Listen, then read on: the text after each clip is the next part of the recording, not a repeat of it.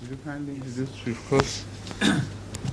We have got three friends in the panel today. Yes. The gentleman on my right is well known to Mr. Saeed Ahmad Jones. Of course, I know very well. Ahmadi brother for so many years, mashallah. And then is our brother from Ghana, Mr. Thomas Odampton. Odampton. Yes, he is working in Euro consultancy in Tooting area. Right. And Euro consultancy? Yes.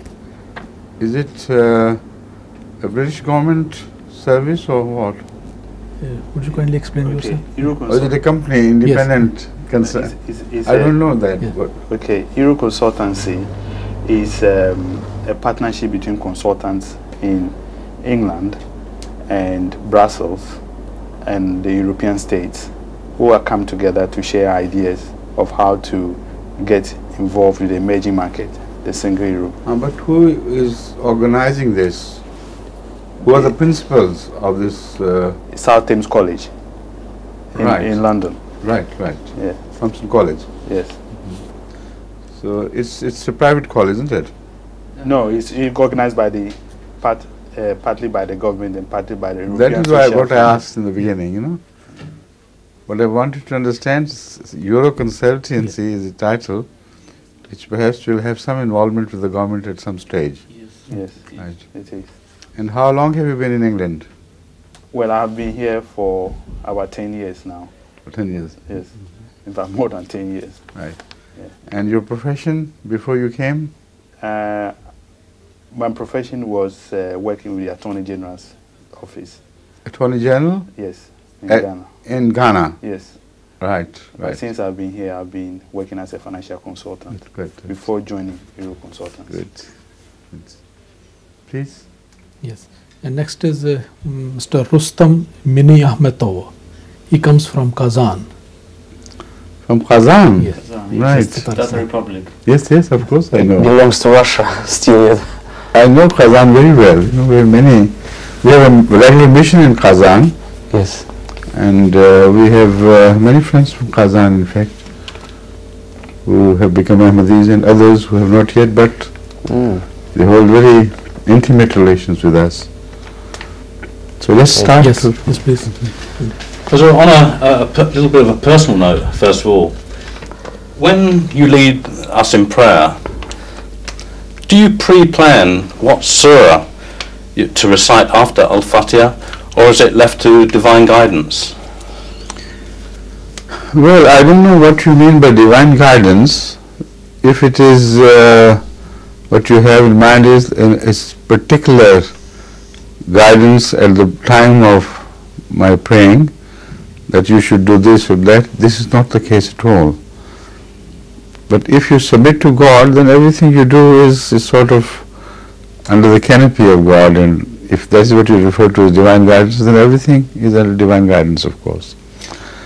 But I have a general plan in mind, both in those prayers in which surahs are recited, and both in which they are not recited. So, ever since I became a Khalifa, I have stuck to that plan. And I keep changing them, some according to the days, and some shifting at a different pace, so that they are not repeated on each day. Yes. That you might have noticed. Yes, yes. So similarly, there are certain prayers which I prefer to recite during the silent prayers.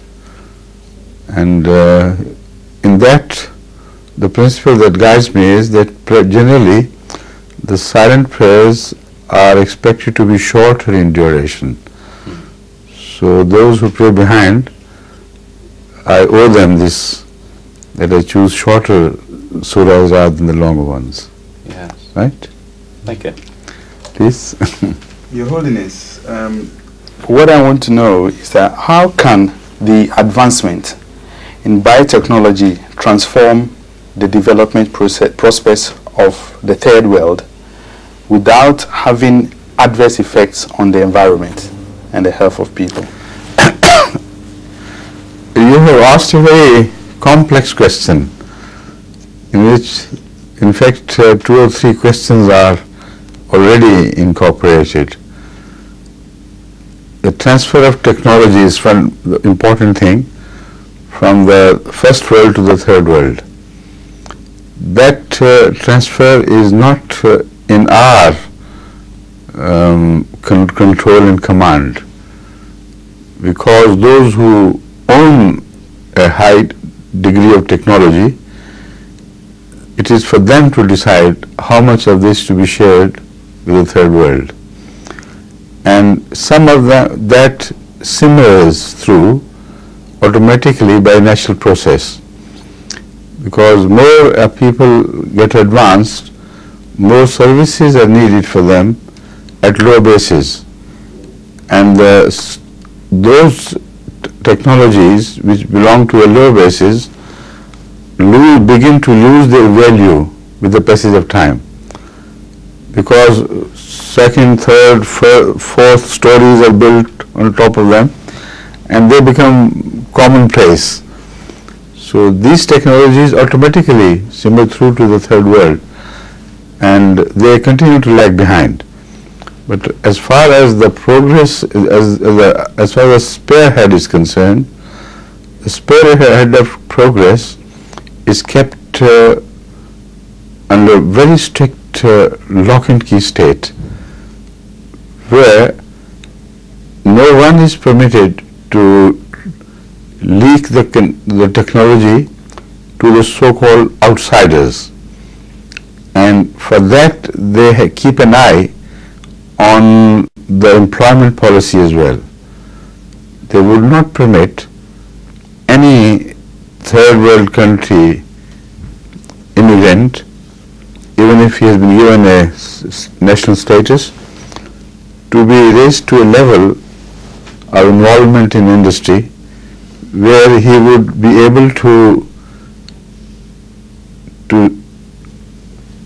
not steal but able to learn a secret which in itself could work elsewhere. Now what I'm saying is, I'm choosing the words very carefully. What I have in mind is, in itself is the important question. I know some very intelligent and bright students from the third world, like Ghana, Pakistan, India, are given important positions, but those positions are such as cannot work in themselves. You know, whatever they learn there, it cannot suffice by itself to transfer any technological possibility across, because this possibility can only develop in groups of technologies, not in single technologies. So when you see is here and there some Asians rising to a very high degree in some industry, it is only done when they are exceptionally intelligent people, when they have learned something by themselves during their researches here, and as long as they are employed, the benefit will transfer from them to the nation, the host nation, and no way could they take something out of this nation and push it across the national barrier to their original nation, or original country I should say. So this is a very well organized thing which is not written, it's traditional, and it runs in every country. I keep receiving reports from Ahmadis who are exceptionally intelligent and who have received gold medals in this and that study, that when they seek employment in America, for instance, they can reach up to a certain level, and after that it's just barred. They don't want his services. But when the services are required, they are required for specific tasks in specific conditions. So that is why I have been warning Africa during my tours, particularly in Ghana. I had long discussions with the policymakers, that you are wasting your money, your resources without any purpose on higher education. because you have a stomach, and that stomach can digest only certain type of food. Whatever extra potent food you prepare, that cannot be digested by your stomach. It has no place and no corresponding glandular setup to digest it. So what happens is, you spend a lot of money on raising the standard of education in your country beyond the stage where you could consume whatever you produce yourself. So there is a constant drift. All such students go abroad, never to return. If they return, they find no employment for them, no occupation, no use. So you have to change your policy to a degree where it suits your country and raise the base, the entire base of education, to a degree that there is more and more demand of intellect within the country, and they can be given employment not only for the benefit of the country but for their own benefit as well. So there is an equation which has to be brought into view before we chalk out a policy. Now, this is not a part of the question you asked, but this is a part of the answer which must be given along with the question raised. So first of all, I told you that the third world will never willingly part with technology which they have gained through their own labor, and for centuries they have been working on scientific pursuits, and whatever is the outcome is their wealth. Why should they part with it without any compulsion? We must learn the ways and means to learn the same things either directly or through some other clever devices. Japan, for instance, broke the barriers by employing a very clever and intelligent policy right from the beginning. You see, instead of raising their standard of living on foreign goods, they started working hard to imitate things which were made in the foreign countries. And it was just an imitation. In every development of Japanese industry or technology, you will find the journey beginning with imitations. Then in the process, they began to learn a few tricks here and there. Then they gained confidence. They imitated not just the form, but also penetrated deeper. And as such, whenever they sent students to America or England or other European countries, they were sent with a purpose to learn something and return. Only such Japanese students still are working abroad, like in America, etc., who are involved in such areas where Japan has no usage, theoretical physics, etc., all these things, and the Japanese are working there, but wherever they're working, they keep on passing their information back to the country. And that information is somehow utilized, and first of all it is distributed to the right places. And I have studied some cases, actual cases, of how Japanese scientists are working hand in hand with their counterparts in America, and it is surprising how they continue to benefit from whatever they gain in any other country, like particularly in America, because it is a consciously designed plan. While scientists from Pakistan, scientists from India, from Bangladesh, from Ghana, from Nigeria lose their identity when they go over to other countries, and there is no system to attract them back to their own country. Now, the problem is manifold. It is not just a single simple problem. It is many-sided. You know, I have already raised the question of false standards of living imported from abroad, east or west, whatever it is. But third world countries have this impatience to live more luxuriously in shortest possible time. Now, this has been inbred into them by the traditions. Previously, the traditions began with as a result of strict, well chalked out colonial policies.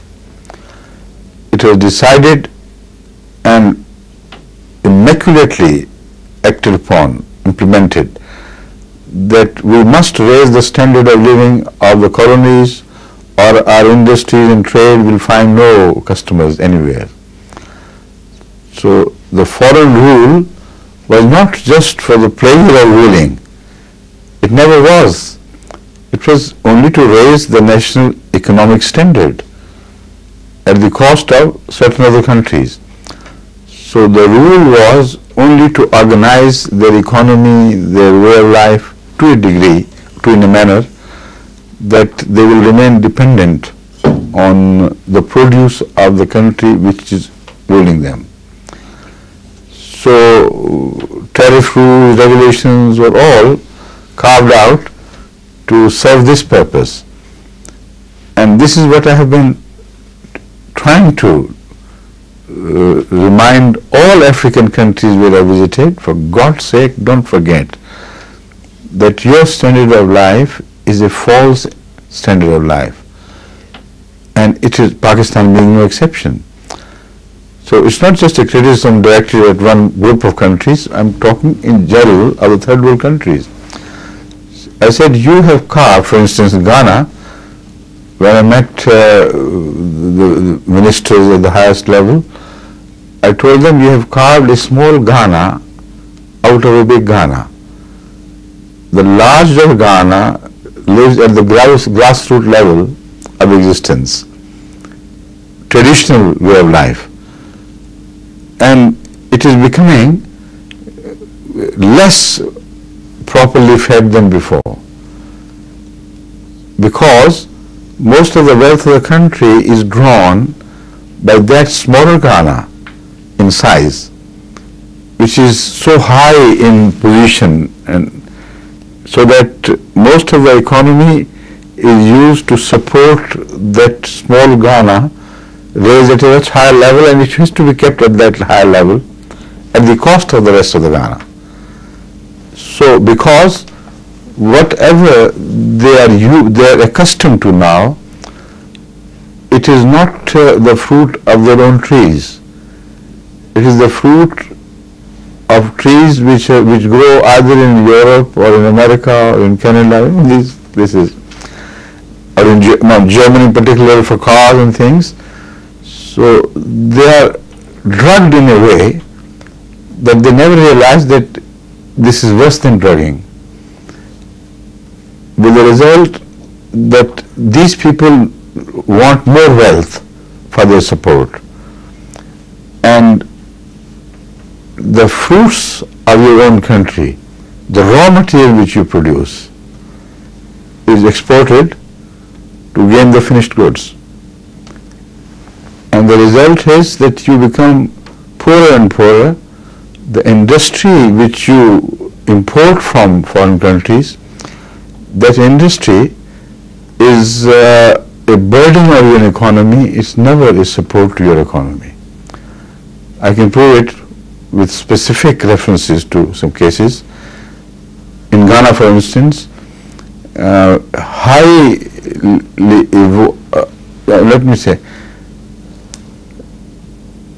textile industry was imported from Germany along with the German experts to run it, because the know-how to how to run the industry was not enough.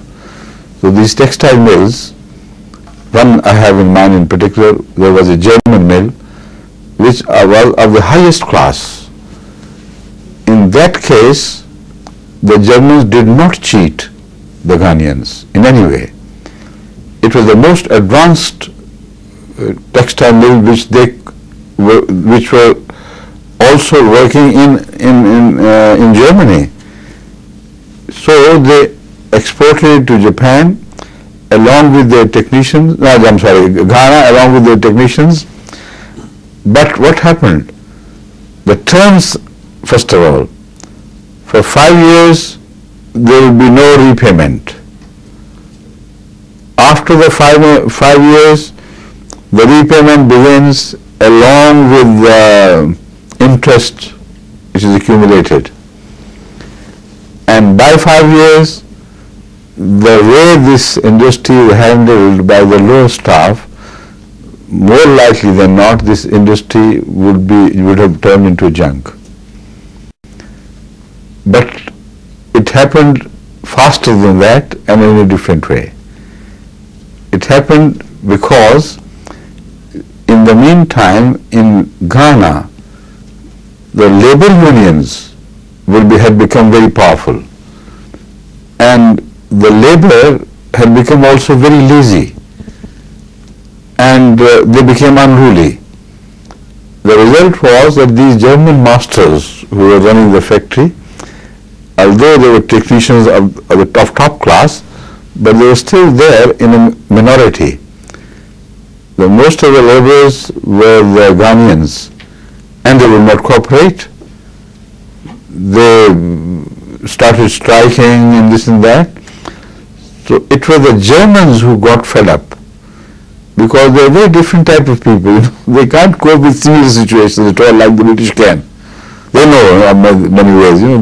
They have a much longer experience of India and Pakistan, India and other colonies.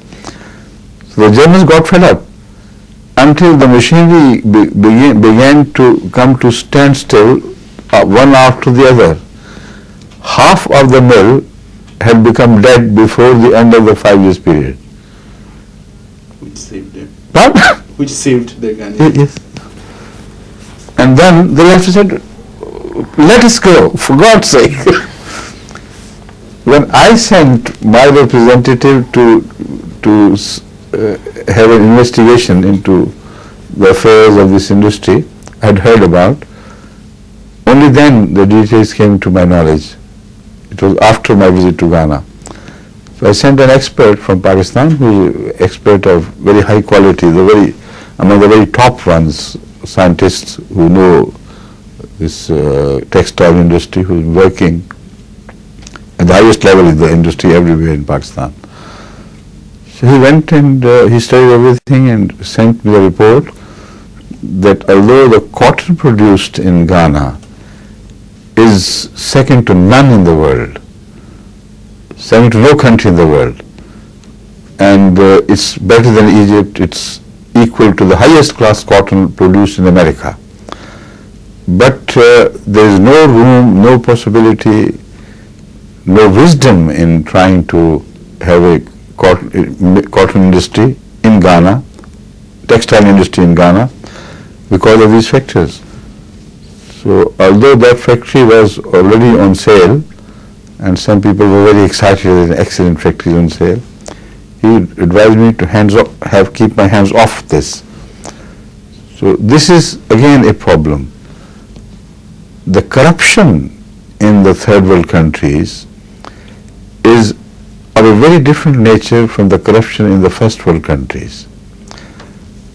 The corruption in the first world countries is penetrating the highest level of decision making, and they can run away with whatever money they can, even at the national cost within their country or doing international dealings, but not at the cost of the quality of the work or the cost of the quality of the industry itself. They never do it. If they do it, that is something which will never be forgiven. Severest punishment will be awarded to them if they're caught doing this. But in other things, no special attention is drawn towards that. If such cases come up automatically, then they are handled, otherwise everybody knows what's happening. You know? But in our country, it is always at the cost of national interest. Every time. The negotiators sell the interest of our countries during negotiations with the foreign countries. So in that case, they corrupt them at the cost of their own country. And the benefit begins to flow from them to the advanced countries. Similarly, is the case of trades. They employ their agents, distributors, etc. And it is those agents and distributors who are always highly connected. If not always, most often. They have some connections with the army, with the sales, this bureaucracy, etc., etc. So why this? Because then they know that they will be of some benefit, whereby some flaws in the contract will not be noticed, will not be taken note of, and they will always be to the advantage of the richer country. In trade, in all other negotiations which relate to economy, the final result is this. Now, to come to the end of this observation, the final result is always this, that the money flows from the poorer country to the richer countries. There is no way can you change it. The consciousness is not yet born. The moral level has sunk so low that right from top to bottom, everybody is immoral and corrupt at the cost of its own people, his own people or their own people. See? So I hope all the necessary aspects of your questions have been dealt with. Well done. Right? Yes. Thank you. Let's go there. Thank you. Please. Your Holiness, I would like to know why, if compared with other countries, in Muslim countries, you're allowed to have more than one wife. Yes. Where is it not allowed? Tell me. Show me a single country where it is not allowed to have more than one wife. Can you quote a single country in the world? I don't know. Huh? Do you think more than one wife is not allowed in England? I think so. No, not at all. You can keep any number of wives here, only you don't have to call them wives. Yes, I feel in America, doing the research into some spread of some violent diseases, very, very dangerous and deadly diseases, sex-related diseases, they came to learn that there are some husbands, unmarried husbands, who have had relations with more than 100 wives. Again, unmarried wives, and also married wives. To unmarried husbands, So this is a joke when they turn to Islam and objecting its prohibition. It's a matter of laughter. It doesn't require a serious answer at all. You understand? Yes, yes. What they are against is order and legality. They don't like that. Yes, please. Thanks, sir. In the book Gardens of the Righteous, Nawas ibn Saman Yes. relates that the Holy Prophet ﷺ mentioned the signs of the last day and of the Antichrist. And in it I'd like to just quote one sentence. Allah the Exalted will raise the Messiah, son of Mary, who will arrive close to a white minaret in the east of Damascus, wearing 2 saffron-coloured garments, his hands resting on the wings of 2 angels. End of the sentence. Now, if this sentence is purely symbolic, why did the promised Messiah, alayhi salatu wasalam, have a white minaret built? First of all, it is not properly translated. It is never said that close to the minaret, in the Minarat al-Bayda are the words, and some have translated upon that Manara, or some have translated close to that Manara.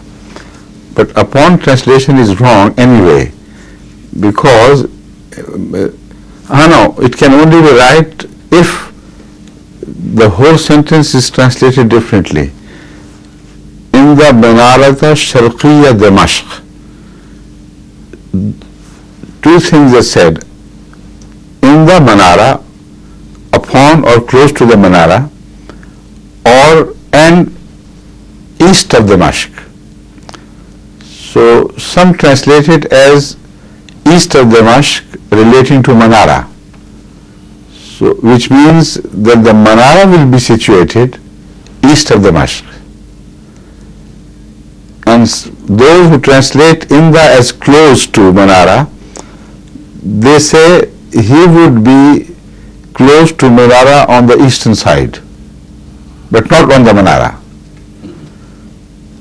But the problem is that if you translate it like that, not upon the Manara, then there are other traditions which lose relevance at all altogether, because all the ulama, if not all, a large number of ulama believe that in other ahadith which are related to the subject, the scenario which is built is this, that the Messiah would descend upon the Manara, not around or near the Manara. So if that is so, then the Manara has to be in the east, and there is no word indicating its nearness to Damashq. Then all that is said is it would be in the east of Damashq. How much east is not related there. The second proof they offer of this interpretation being correct is that it is also said that the Masih, when he descends upon the Manara will be without a staircase, and that Manara where he would descend, having no staircase, it will require ulama to run towards the Manara with their stairs or ladders, and for the Messiah to descend from those ladders. Now, first of all, if you contemplate on this, it becomes obviously that it cannot be taken literally. It's impossible to take this prediction literally, because the Messiah who descends resting his hands on the two angels from the fourth heaven is deposited there so close to earth and he can't jump down, and the angels desert him and return to heaven without depositing him upon the earth. So he rests for the ulama. This positively proves that all the verses is symbolic, and the symbolism used here has been explained by Hazrat Masih Maud alayhi salam. He says the minaret is a thing which is seen from far and wide. The taller the minaret is, the more it will be observed from a distance. Yes. So this shows that the Messiah would come, but he will not disappear to insignificance when he comes to the world. It will be the Manara, depositing on the Manara means his descent from heaven will not be observed, because people who come from God, their descent from heaven is never observed. But they are made to be known the world over, if Allah so desires. And the whiteness is a symbol of powerful arguments and truth. So he'll come stationed on truth. Yes. And powerful, luminous arguments, and his message would reach far and wide. This would happen in east of Damashq. You see? Yes. Now, if you study geographically, Qadian happens to be exactly on the east of Damashq. So Hazrat Masih Maud alayhi salam did not build the Manara to the finish during his lifetime. So there was no attempt by him to deceive the public because he wrote a book on this subject and he knew better than any of the ulama that the Menara was not literal. But he said sometimes legends and stories and things develop around realities.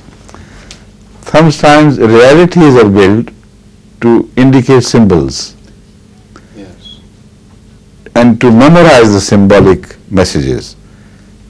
Like for instance, in the case of Ashabul Kahf, the people of the cave, when they came out of it and when the whole situation was transformed, it was discussed what would be the symbol for their great sacrifices.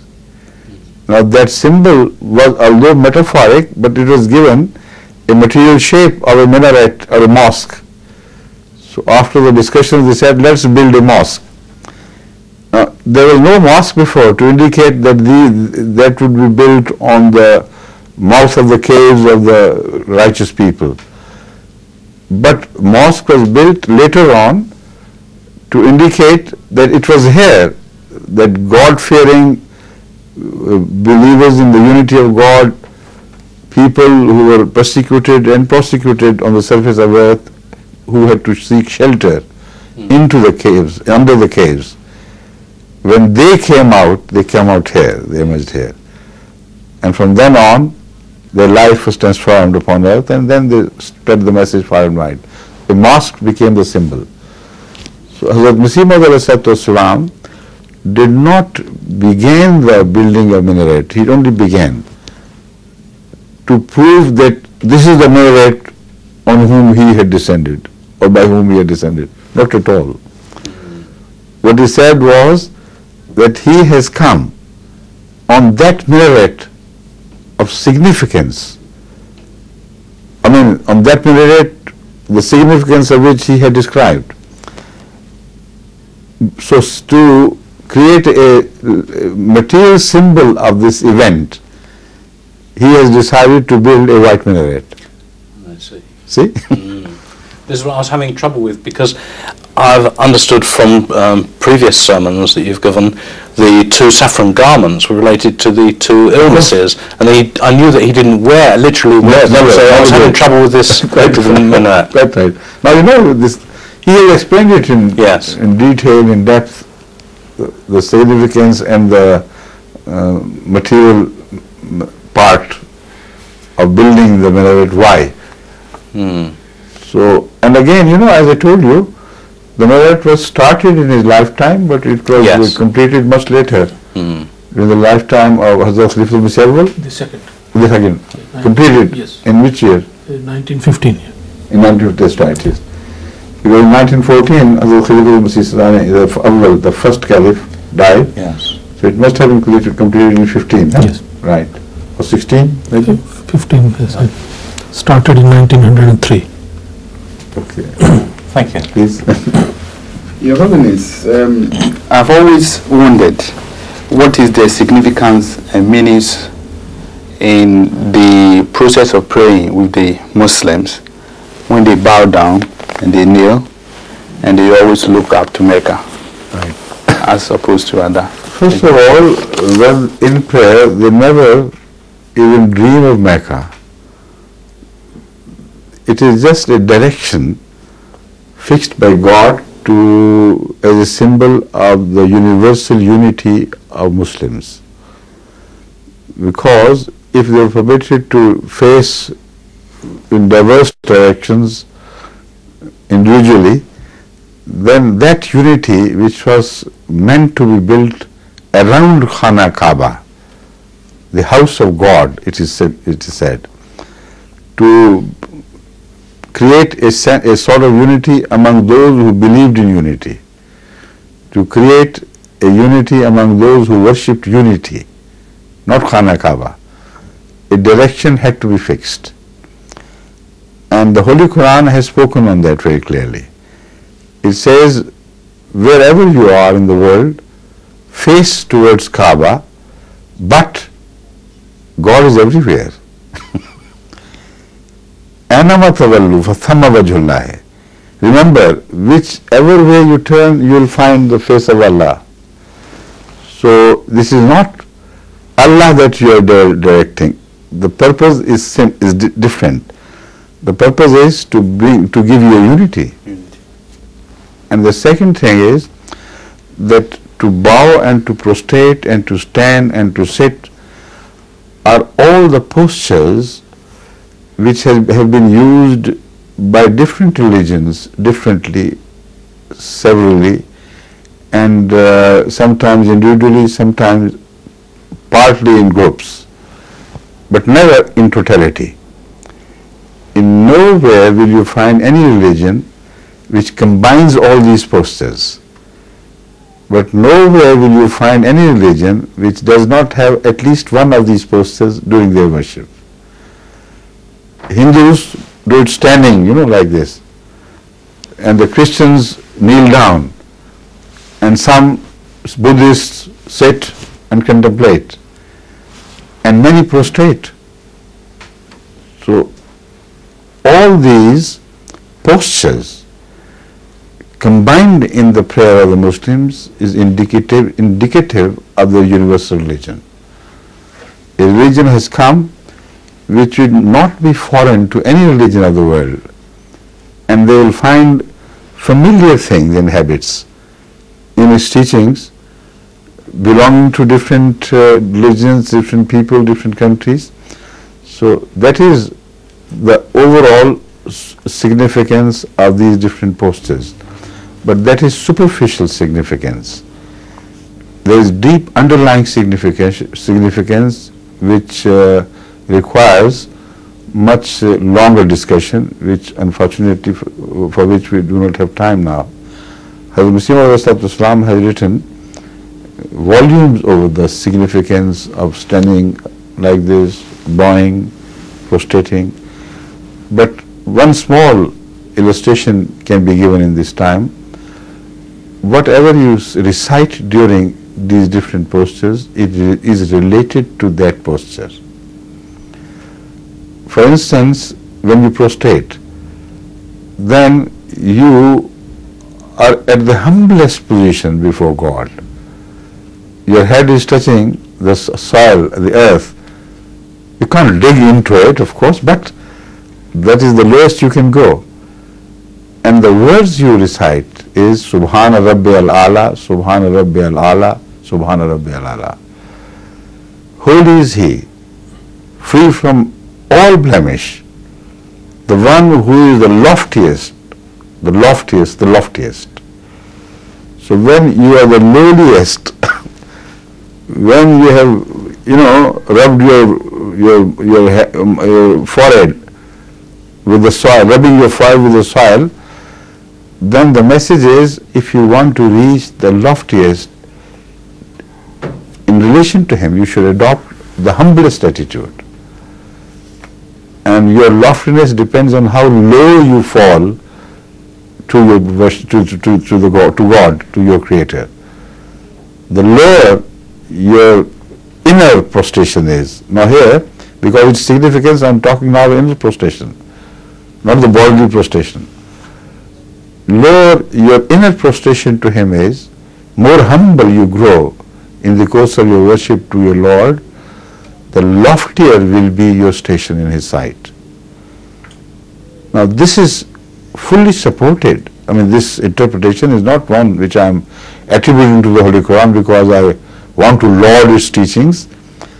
This is exactly supported by a hadith, a tradition of Rasulullah Sallallahu Alaihi Wasallam, who said that according to this hadith Qudsi, which is based on a revelation of God, Allah told him that when my servant exercise humility,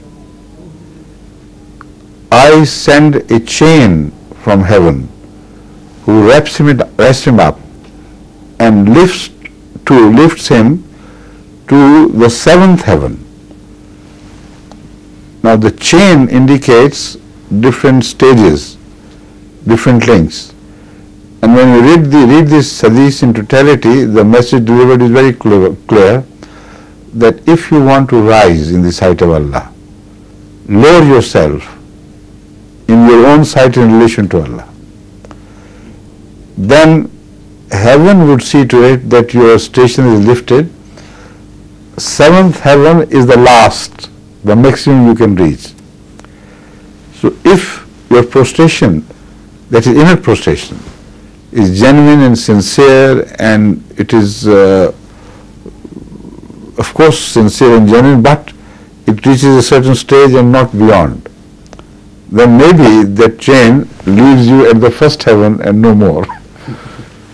But if it is complete where you can reach, your limit of prostration, it cannot be reached just by saying I submit to God, because there are trials in life, every moment of one's life, where that prostration is tested. So if you are tested to the maximum of your capacity, then seventh heaven is your ultimate goal. So the significance of this prayer is very deep and very well connected. And once you understand, you begin to fall in love with this most complex but very well organized and meaningful system of Muslim worship. Thank you. Yes, please. Yes, Your Holiness, I would like to know why in a Muslim country you're not allowed to eat pork. Oh, all right. But you are asking, you're beginning the question in the wrong place. First of all, this question should have been addressed to the Jews, because they are the first in the history of religion to have forbidden the eating of pork so strictly that even today, in this world of promiscuity, there are many Jews who still abstain from eating pork, a large number of them in fact. So this question should begin with them. Secondly, the question should be addressed to the Christians. Why do you eat pork? Because nowhere in the New Testament the Christians have been permitted by Jesus Christ to eat pork. So that injunction of the book continues to be good and in operation. It has never been invalidated by Jesus Christ. So why should they eat pork? So by the time you have reached the Muslims, you should have understood the significance. The fact is, there are two main things which should be borne in mind. Number one, Allah reminds you that everything which He has created, to whom He has given life, should be respected, and life cannot be taken but with Allah's permission. So all the healthy edible things, if He has permitted you to eat, how would He know, or how can it be proved that you are eating with His permission? Unless there is always a test available. One of the edible things, permission is withdrawn. And then your submission to God is tested. That is put to test, all right? If you say you are eating fish and you are eating chicken and eating beef and mutton, etc., because it is permitted, then pork is not permitted. So the proprietor, the ultimate master, has the right to test the loyalties of his subjects. So if nothing else is understood, the significance of this test is very obvious, and it should be understood. And the religion begins with such a thing. Eat of the fruit of gardens, of all trees, wherever you go, but don't eat the fruit of this forbidden tree. You see, the whole Jannah is left open for you to enjoy, but not that tree. So this significance runs through all religions in different forms. And it is not essential for God to explain to you why. If you believe in Him, only then you will follow. Only then you will follow Him and His religious instructions. So if the journey begins with belief, then such questions are not asked in detail, because the significance is then in obedience, and it's sufficient significance, which is a natural outcome of belief. If you accept a government to be genuinely sovereign, then that sovereign government has to be obeyed. And then you don't have to understand every legislation, every law and rule of the country to obey it. But you have to obey, even if you disagree. So that is the first part. And the second part is that pork is forbidden. I understand, although it's not mentioned in any detail. I believe that the swine, the pig, has two exceptional traits in him, exceptional habits, which are shared to a degree by some animals, but some are, one of the habits at least, which we find not shared by others. And so one of the ugliest habits. For instance, I'm talking of this second one. Those animals who are flesh eaters, like beasts of the jungle, etc., even despite the fact that they are flesh eaters, they don't eat the flesh of their own sort when it dies. You will never hear of lions eating the flesh of lions. They will starve in hunger, never eat the flesh of dead or live lions. The wolves, supposed to be the most ferocious animals, they don't eat each other up. They will die in pain and suffering. They will become skeletons while they live. But they would never dream of attacking their own brothers and eating their flesh. Now, this is a strange animal. It is largely vegetarian. But when a pig dies, it would eat its flesh. A pig would eat the flesh of its own little ones. Now, this is a very, very obnoxious thing which stands out.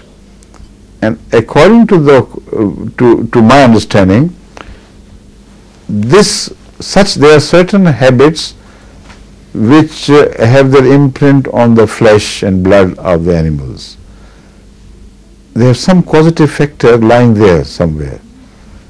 So such factors could be transferred through consumption of their flesh. So this could be one. You become sort of man-eaters. When you eat pigs, you don't care for the poor human beings who are like you, who belong to the same species. You can draw their blood and transfer it through blood transfusion to the richer people without the slightest, pang of conscience. Now, it does not mean that you actually begin to eat, but this carelessness toward the human problems can develop. If Africa is dying of hunger and other countries are rich enough to support them to at least somehow survive that very critical period, they would not, for other reasons, economic reasons, other problems, that if we dumped our extra meat or butter into Africa, any country of Africa, then the economy here will be imbalanced. I don't want to go into detail, but this is exactly the debate which I heard during this period, that they have some purpose of this, to keep it mounting, kept here. And America had its own limitations in helping Abyssinia. During those days of very severe drought and consequent famine, the country had run dry of its food and water, etc. And America would not help because it was a communist country. The communists could not help because they did not have extra food to transport there. Europe would not help because they said that they had two excuses instead. They said the transportation is difficult and the cost of sending food wherever it's needed would be very high. So it was permitted to die and starve to death. These are the considerations which do creep into human calculations and attitudes. But I'm talking of the flesh of swine. What I mean to say is you don't find cannibalism develop in human beings among the flesh eaters, among the swine eaters, but carelessness to human problems and relationship is at least witnessed. Somebody may say it's because of different causes, but one may also say because this is only an area of judging and guessing what might have been the significance. So I'm just putting forward a guess. I may be right, may be wrong, but my being right cannot be ruled out. You see? The second thing is homosexuality. Homosexuality is one habit which runs wild in this animal. Of all the animals, this stands out in this habit of being homosexual. And those countries where pig eating is general, I mean permitted, there you find least objection against homosexuality. Until a time reaches when openly one can say they should be given equal rights in the army, in the church and here and there, and there is no harm. So when they say there is no harm, this is the harm done to them. That they see no harm in a habit which is contradiction of nature and evolution. Sex developed for a purpose and with a purpose.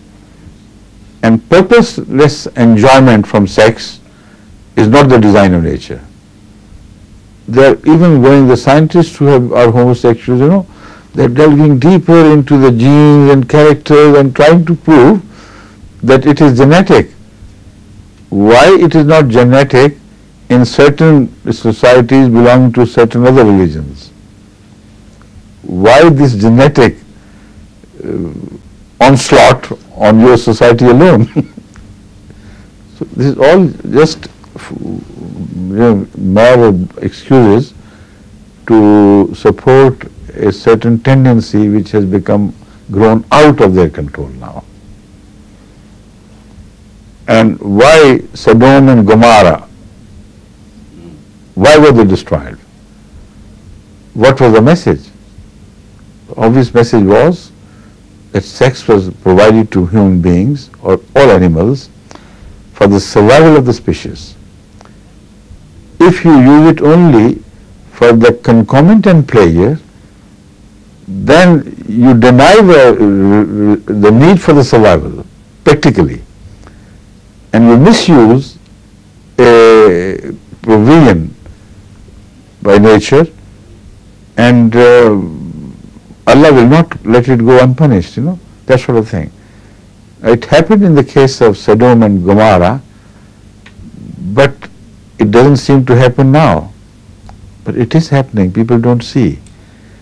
The sex-related diseases which have become fatal are now casting their shadows, growing shadows over nations which has not yet to shower death upon them, has yet started to shower death upon them, because the ultimate result of the hidden potential HIV positive cases lingers on even for 9 years.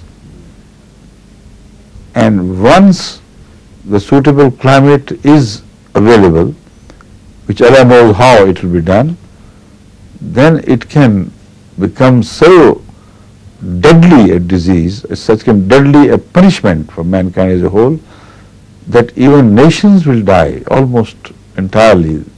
Like Uganda is already being predicted to be wiped out in certain areas completely. We have Ahmadi doctors working there, and we know this is right. That in certain areas Uganda, they call it slim. The medical opinion is that almost everybody is now HIV positive, and it's only a matter of time that you will hear the whole area being completely wiped out of humans. So this is not without any significance, this thing, right? Yeah. Thank you. Thanks. And I think it's time, isn't it? How do you know? Acha. All right, time is over. Thank you, So sir. thank you so much for coming, and it's a pleasure meeting you. And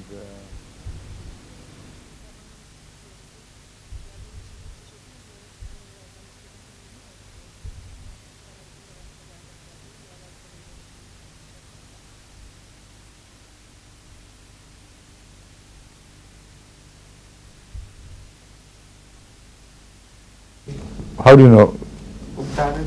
Acha. All right, time is over.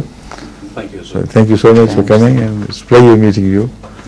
And how did you get introduced? Oh, yes, it's over, but we're just talking. Eh?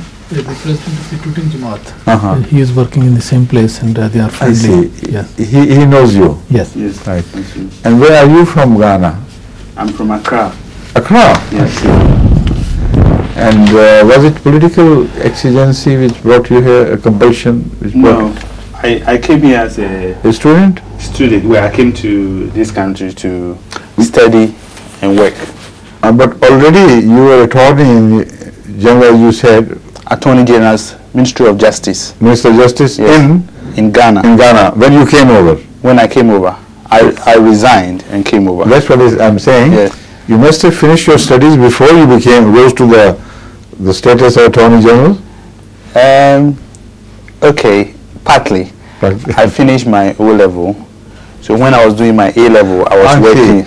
So you're working in studying. the office of Attorney General. Yes, Not as Attorney General. not as Attorney General. That is why I have raised this question, because I was wondering, he was too young. I was doing Yes, I know. I know the present Attorney General, Yeah. so one requires a long history of education experience in law, Right. and before you rise to this, and it requires also more years than. Yes. Yeah. Well, it's Yes. in Ghana. It's after some time it's possible to be working and studying at the same time. At that Oh, time. that's I Yeah. understand. Yeah. So I So took quite happily advantage. settled here. Yes, happily, but eventually I want to go back to Ghana. Of course, everybody should. Yes. Right. But Ghana should create a receptive atmosphere. This It is true. what we already discussed. What you said, Huh? you said everything. Thank you. Yes. Thank you very much. Thank you.